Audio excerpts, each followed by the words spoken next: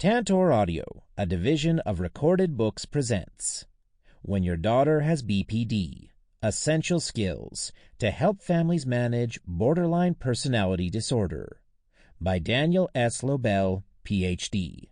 Narrated by Terrence Bays. Introduction. Parenting a child with borderline personality disorder, BPD, presents challenges well beyond the scope of typical parenting. Standard parenting techniques often backfire, leading parents to feel that their child and their family life are out of control. Families of a child with BPD experience tremendous conflict and hostility, resulting in the parents feeling ineffective while the child suffers and her functioning steadily deteriorates. BPD impacts the entire family, sometimes leading to disintegration of the family structure, as all family members come to avoid and perhaps even loathe spending time together due to the perpetual discord. Although many parents listening to this book will have already sought professional help and may have been told that their child has signs of BPD, others may be seeking information and guidance for the first time. This book will offer essential parenting techniques that, if used consistently, will restore control of the family to you, help your child with BPD improve her quality of life, and re-enable your family unit to provide satisfaction and security to all of its members. This book is written for the parents of daughters with BPD, those who are at their breaking point and those who are approaching it. While BPD is rarely diagnosed in children, the patterns of BPD often begin in childhood. This book will help you identify the early signs of BPD and differentiate these behaviors from those of typical children. This is particularly difficult with adolescents due to several factors. One difficulty in diagnosing BPD in teenagers is that their personalities are not yet fully formed, as they are still in a phase of significant brain development. Another difficulty is that these adolescents often have other coexisting conditions, including mood disorders, anxiety disorders, eating disorders, and substance abuse that complicate the diagnosis. Borderline personality disorder is defined as a pervasive pattern of instability of interpersonal relationships, self-image and affects, and marked impulsivity, beginning by early adulthood and present in a variety of contexts. This means that the BPD causes the individual to experience instability in almost all areas of functioning, including perception, mood, behavior, and relationships. These symptoms often show improvement with treatment. In this book, I will describe different forms of impairment that occur to children and families dealing with BPD, utilizing dialogue, illustrations, and case studies compiled from my many years of clinical practice. I will describe essential parenting techniques that will stop the detrimental effects of BPD on your child and your family.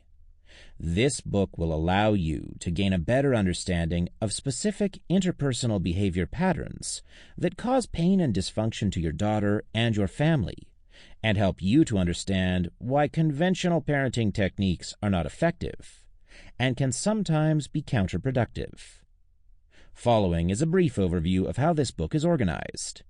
In Chapter 1, I'll discuss the behavior patterns and symptoms associated with BPD and how they affect your child's functioning. Then, in Chapter 2, I'll discuss in detail how the illness causes your daughter to be hurtful to those closest to her. Once we've explored the effects of BPD on your daughter and your family, we'll turn to effective methods to restore healthy functioning to your family. In Chapter 3, I'll present a primer of basic parenting skills that you will need to apply, after which I'll describe a 3-step restorative process in Chapters 4 through 6. The first step offers techniques to help you stop the bleeding. These techniques facilitate setting interpersonal boundaries that allow for healthy interaction while preventing hurtful exchanges between family members. Step 2 focuses on patterns of enabling and codependency that are often pervasive in affected families, and offers specific techniques to transform these into parenting patterns that are successful with children with BPD. Step 3 involves the process of healing and forgiveness. The essential parenting techniques presented throughout this book will guide you toward creating a new family structure that supports healthy functioning and protects new boundaries. This new family structure is the focus of Chapter 7. It's also important for you to be aware of realistic limitations on how parents can and cannot help their child affected with BPD, which will be covered in Chapters 8 and 9. Finally, Chapter 10 will address transgenerational effects of BPD. Identifying the severity of the problem. The first step for parents of a child with BPD is to identify the scope and severity of the problem.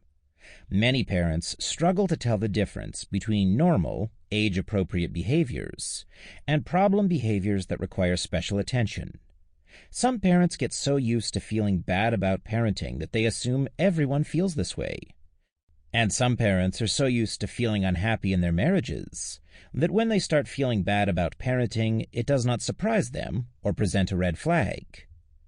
BPD causes those affected to mistreat the people they are closest to. So how much mistreatment is reasonable for parents to tolerate from their child? The answer is none. Mistreatment is defined as treating another in a manner that is not in that person's best interest.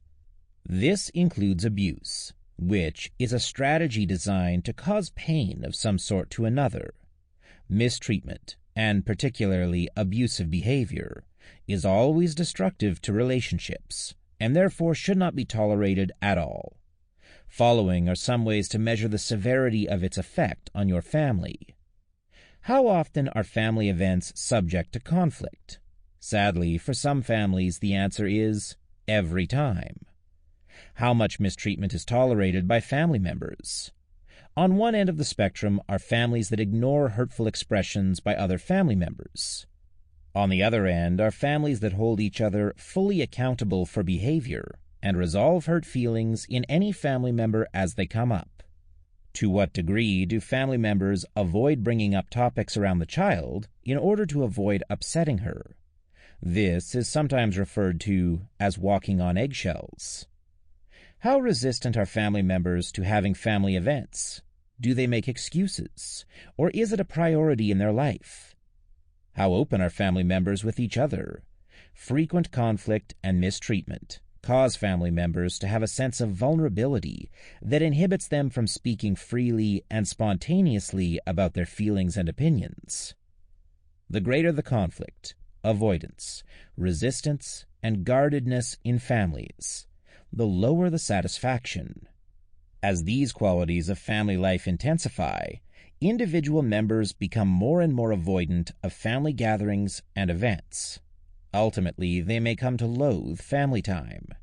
If your family is experiencing these types of behaviors and feelings, then you should consider the problem to be severe and to require immediate attention.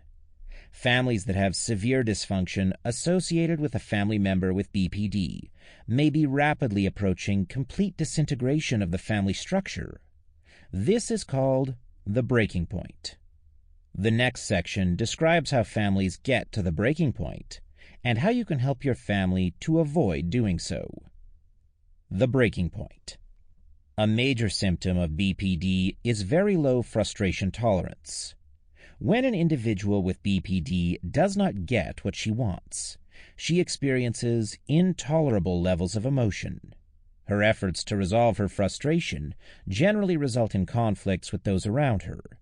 The first chapter describes how this occurs. Family members become accustomed to having frequent conflicts when they get together. Each experience that family members have with conflict or other drama causes damage to the family structure, which gets its strength from family members wanting to participate and cooperate. The breaking point comes when these difficult exchanges become so frequent that they are anticipated. The anticipation brings apprehension and anxiety, which increase until the various family members simply don't want to be together anymore, or cannot tolerate it due to the level of hostility. The family structure implodes while the members scatter. Some of this damage may be irreparable. For example, BPD causes those affected to feel slighted if they are not the center of attention. When they are around family members, they tend to attract attention, either through interruption, conflict, or drama. They do this because they are needy. Others in attendance are often annoyed by their monopolizing the events. This causes others to enjoy these events less and attend them less as well. In turn, the decreased attendance causes the person with BPD to become needier around others. This increases the avoidance until the family will no longer convene. The implosion of the family structure is frightening to the child with BPD and actually makes her needier. This increased neediness is directed toward the parents, often with a corresponding increase in hurtfulness and hostility. The child becomes more demanding of the parents. The demands become more for the purpose of reassurance that the parents will respond, rather than because of genuine need. That's when essential parenting techniques are needed. I refer to these methods as essential because they guide healthy parenting of a daughter with BPD. Many families will invoke them during periods of crisis or emergency. When families avoid conflicts instead of addressing them, the intensity of these conflicts and the level of urgency rises. To these families, the tools will seem particularly aggressive, as they are direct and confrontational. Many people bristle at the suggestion of confrontation. They tend to think of confrontation as angry and hostile. However, the forms of confrontation that you will be utilizing in the essential techniques will be best executed calmly and without anger. They will encourage resolution rather than escalation, but they will require that all parties take responsibility for their own behaviors and choices. This point cannot be emphasized enough. The key to every intervention that will be described in this book is to make your daughter take responsibility for her choices and behavior. There are several relationship patterns between parents and children with BPD that wear the parents down and bring them toward the breaking point. Here is a partial list of these factors. The child makes the parents feel bad about being a parent if the child does not get what she wants. The child acts out toward the parent if she does not get what she wants. The child discredits the parent if she does not get what she wants. The child isolates the parents from others by behaving differently in public and in private. The child is constantly competitive with siblings for attention and resources. The child does not take responsibility for her behavior or her promises. The child resists independence rather than seeking it. The child pits one family member against another. The sibling of the affected child becomes miserable. The parents experience increased marital conflict as a result of feeling helpless to come up with a strategy for helping the child and the family. If you're listening to this book, it's likely that you recognize several of these factors in your family. Throughout the book, I will describe each of these parenting problems and illustrate them using narratives that I constructed based on my experience treating these families in private practice, clinics, and hospital settings in the New York City area for over 25 years. I have summarized and modified these accounts to provide narratives that simulate your personal experience with parenting a child with BPD. These narratives will help you put into practice, in clear language, the essential parenting techniques utilizing the 3-step restorative process mentioned before. This approach will enable you to embrace a new focus on family interaction and communication that will be healthy for your child and your family as a whole. Persistent use of these techniques will help you transform your family structure into a healthier environment for the entire family, and one that will aid your daughter in her quest for health. Chapter 1. Definitions and Development of BPD. Personality disorders differ from other psychiatric disorders in that they feature a pervasive pattern of behavior that has a dysfunctional effect on relationships with others. For this reason, making effective changes in your family will require you to have an understanding of the effects of BPD, not only on your daughter, but also on you and your spouse or partner, and on your other children. Furthermore, successful interventions must include changes in your daughter's social environment. This almost always involves the entire family. This chapter will describe the effects of BPD on your daughter. The next chapter will describe the effects on the family. BPD severely hinders a person's ability to develop healthy, stable, and secure relationships. As you will learn in this chapter, the impairment that results from BPD differs from the usual ups and downs of child development. We will explore these patterns of behavior that inhibit successful family functioning and encourage movement toward the breaking point. The following chapters will describe how to identify these dysfunctional patterns of behavior and change them into patterns that support healthier functioning. Effects on the child. What is wrong with my child? Understanding how your daughter actually feels requires an awareness that individuals with BPD do not experience emotion the way that others do. The emotional experience of the child with BPD is best understood from a developmental perspective. Human infants are born more helpless than newborns of almost any other species on the planet. They cannot feed themselves. They cannot walk. They cannot even roll over. Human infants are born with only partially developed brains. It is 20 years after birth that the brain finally reaches full maturity. Human infants also have a very primitive emotional structure. They basically experience only two emotions: feels good and feels bad.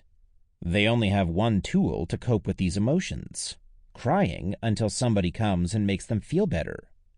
Parents respond to the wails of their child by going through a series of inquiries in order to ease the child's distress. They check the diaper. If this is clean, they offer food. They attempt to determine if the infant is too hot or too cold. They check for clothing that is too tight, and so on. The infant has no awareness of the needs or feelings of the parent, and will intensify the crying if the discomfort is not alleviated by the parent. Typically, as children become more capable of waiting for satisfaction of their needs, they become more and more tolerant of frustration and can delay gratification for longer periods of time, thus allowing for more stable relationships. Conversely, individuals with BPD have difficulty accepting that they generally cannot expect instant gratification. The BPD causes them intolerable emotional discomfort when they are frustrated. They continue to fight against it, though their responses mature somewhat. The crying might continue if effective, but it often changes to lashing out at the parents. The child with BPD readily and frequently assumes the victim identity because she has not learned how to attend to her own emotions and continues to expect others to make her bad feelings go away.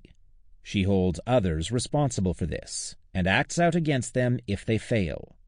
Like the infant, she does not discriminate between minor discomfort and major discomfort. All discomfort is intolerable to her. This underdeveloped emotional system, a central feature of BPD, is manifest in a variety of ways. Following are some of the earliest signs of this emotional immaturity. Separation anxiety. One of the earliest signs displayed by children at risk for developing BPD is exaggerated separation anxiety. It is normal for children to experience some level of anxiety or discomfort when separating from their primary attachment figure, mothers in most families. The child needs the parent for security and hence experiences anxiety when separated. Some children are able to calm themselves fairly quickly after the initial experience of being separated from their parent. Parents can generally ease the child's ability to cope with separation by beginning with brief absences and working their way up to longer periods. But children at risk for developing BPD cannot calm themselves or allow themselves to be calmed by others when separated from their parent. They continue to protest and resist efforts to be calmed. These children may become so upset that they throw up or experience headaches or stomach aches from the stress. often requiring the parent to stop whatever she was doing and come to the child's aid. The resistance to separation and the anger associated with it are the prototype for later exaggerated fears of abandonment that are characteristic of BPD. Frustration tolerance. The term frustration tolerance refers to the ability to manage obstacles in one's life. Thus, a high frustration tolerance is desirable. In fact, it is the cornerstone of most healthy coping mechanisms. It allows individuals to think before they act and to persevere after failure. It allows for inhibition of impulsivity. Children with BPD have a very low frustration tolerance. Many parents, particularly those of children with BPD, give in to their children as a way to decrease conflict and create peace. However, giving in to your daughter, which I refer to as feeding the monster, her illness, decreases her frustration tolerance. This is particularly true when you give in to her mistreatment of others, because your relenting sends the message to her that you cannot tolerate her frustration. If she believes that her parent cannot tolerate her frustration, then it automatically follows that she cannot be expected to tolerate it either. This also adds to her fear that she is incompetent and supports her overdependence on you while undermining her self-confidence. Weak empathy. Most family members come to feel at some point that the child with BPD does not care about their feelings or the feelings of others. The child may convey this directly or indirectly. Direct expressions are statements such as, "I don't give a blank how you feel about it." An indirect suggestion that the child does not care about the feelings of others might be her making unreasonable demands of others. Following is an example of a child's inability to acknowledge and accommodate her brother's feelings, even on his wedding day. Child: I am so excited about your wedding. Brother: me too. Child: do you think you could pick me up before? Brother: pick you up before the wedding? Child: yes. That way I wouldn't have to worry about getting tired. Brother: and how will you get home? Child: I will need you to drive me back afterwards. Brother: on my wedding night? Child: well, you do want me to be there, don't you? The brother will probably assume that his sister doesn't care about his needs or feelings on his wedding night. The reality is that the sister hasn't really thought of, considered, or acknowledged his feelings at all. This is because, to her, it's as if he doesn't have any feelings. Children with BPD fight a constant war within themselves between self-love and self-hate, and they rely on other people to make themselves feel worthy, for example, by seeking reassurance from them. In practice, this manifests as almost total self-absorption and apparent lack of empathy for others. Children with BPD may ask people how they feel, but often they are more interested in asking than actually finding out. The follow-up responses often betray this disconnect. In the following example, a child with BPD is welcoming home her parents. At first, it sounds like the daughter is interested in how her parents feel. Child: welcome home. How are you guys doing? Mother: I am exhausted. We were delayed at the airport for 3 hours. Father: and then there's the jet lag. We were in the air for 13 hours straight, 4 different time zones. I am exhausted. Child: that's nice. So can one of you give me a ride to the mall and then pick me up at 10 when they close? In this exchange, the child knows that the parents just returned from a long trip, and she asks how they are, which they answer candidly. She then appears to totally disregard what they said and makes an unreasonable request, given how they said they feel. She just did not consider their feelings at all. Perhaps you have noticed times when it appears as though your child is using empathy to find the most painful areas to attack. A common form of this is known as rubbing it in. For example, consider a child with BPD who knows that her brother was just turned down for a job. In anger or frustration, the sister says something like, No wonder you didn't get hired. This is generally not true empathy, where someone seeks to feel another person's feelings, but rather self-reference, where someone assumes that other people get hurt by the same things that she gets hurt by. The sister is not empathizing with her brother regarding how he must feel about being turned down for a job. She just assumes that he will feel the way that she would feel if turned down for a job. Your child's weak ability to show empathy makes it difficult for her to understand the feelings of others. It's natural for people to want to be understood by those they care about, and for this reason, people put substantial effort into conveying their feelings to others. But efforts to have your daughter empathize with you will generally be fruitless. In fact, individuals with BPD actually resist recognizing the feelings of others, and attempts to have them do so often increase conflict. Therefore, when you tell her how you feel, your daughter may offer repelling responses such as, "Your feelings? What about my feelings? You don't care about my feelings." Or mocking responses such as, "Oh, your little feelings are hurt. Why don't you grow a pair of balls?" The child with BPD resists acknowledging other people's feelings because she needs to be the center of attention, and to acknowledge the feelings of others would feel to her like a slight. However, this avoidance of acknowledging others' feelings restricts her ability to develop empathy, such that in adulthood, without proper intervention, she will have tremendous difficulty empathizing with others, even if she wants to. Depression. The emotional state of individuals with BPD can be very extreme. Frantic efforts to have others reassure them can lead to short-term relief from the fear of being unloved and unlovable, but their demands on others are so constant that disappointment is inevitable. When this happens, which it does frequently, the individual with BPD may suddenly plunge into a very dark mental state, where she experiences self-loathing. This is where the risk of self-harm and suicide is maximized.